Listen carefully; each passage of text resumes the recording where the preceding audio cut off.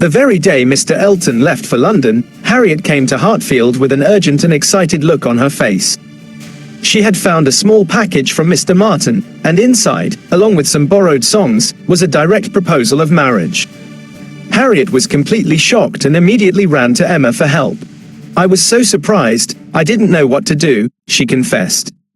She thought the letter was very good, and that Mr. Martin sounded like he loved her a lot, but she was full of doubt and needed Emma's advice. Emma felt a little embarrassed for her friend's mixed feelings. She took the letter and was genuinely surprised. It was not full of simple grammatical errors, but was a strong, sensible, and sincere piece of writing that would not have disgraced a gentleman. While Harriet waited anxiously, Emma took her time, pausing over the letter. Finally, Harriet couldn't wait any longer and asked, "Is it a good letter?" "Yes, indeed, a very good letter," Emma replied slowly. "So good, in fact, that I think one of his sisters must have helped him." She reasoned that the simple farmer she had seen couldn't possibly express himself so well on his own, yet the style was too strong and concise to be a woman's writing. When Harriet finally asked, "What shall I do?" Emma pretended to be hesitant. She told Harriet that she must write a reply, but when Harriet pressed her on what to say, Emma refused to give her the words. "Oh no, no, the letter had much better be all your own," she said. Harriet looked down and asked softly, "You think I ought to refuse him then?" This question surprised Emma. She had assumed Harriet was only asking for help with the wording of a refusal. When Harriet admitted she was in doubt, Emma refused to give direct advice. "I will have nothing to do with it. This is a point which you must settle with your feelings." However, seeing Harriet's admiration for the letter, Emma decided she had to intervene. She gave her general rule: if a woman doubts as to whether she should accept a man or not, she certainly ought to refuse him. She stressed that marriage is too serious a thing to enter into with doubtful feelings, with half a heart.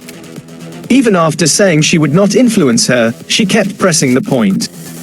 When Harriet was still wavering, Emma's cleverness became more obvious. She smiled graciously and said, "Not for the world would I advise you either way. You must be the best judge of your own happiness." She then asked a pointed question: "Does anybody else occur to you at this moment under such a definition?" and warned Harriet not to be run away with by gratitude and compassion. Harriet blushed, looked confused, and started fiddling with the letter. The signs were all good. Finally, Harriet made up her mind. "I have now quite determined, and really almost made up my mind, to refuse Mr. Martin. Do you think I am right?" Emma's tone immediately changed. Perfectly right, my dearest Harriet. You are doing just what you ought." She told Harriet that while she was in suspense, Emma kept her feelings to herself to avoid influencing her. Now that the decision was made, Emma could finally approve. "Dear Harriet, I give myself joy of this. It would have grieved me to lose your acquaintance, which must have been the consequence of your marrying Mr. Martin." She said she could never have visited a Mrs. Robert Martin of Abbey Mill Farm, and that by refusing him, Harriet was ensuring their friendship forever. Harriet was stunned. "You could not have visited me," she cried, looking aghast. She realized the danger she had been in and said it would have been too dreadful to lose her friendship with Emma.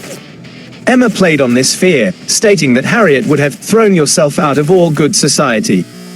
Harriet was truly frightened by the idea of being confined to the society of the illiterate and vulgar at Abbey Mill Farm and said it would have killed her to never come to Hartfield again.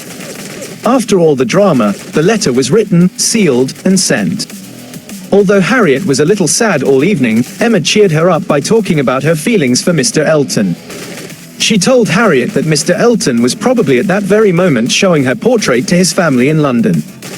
This idea filled Harriet with a different kind of joy. She momentarily remembered that Mr. Elton had left the picture in Bond Street, but Emma quickly dismissed that thought. "Depend upon it, the picture will not be in Bond Street till just before he mounts his horse tomorrow. It is his companion all this evening, his solace, his delight." Emma painted a vivid picture of Mr. Elton's family filled with eager curiosity and warm prepossession. Harriet's smiles grew stronger, and her sadness was replaced by the delightful fantasy that Emma had created for her.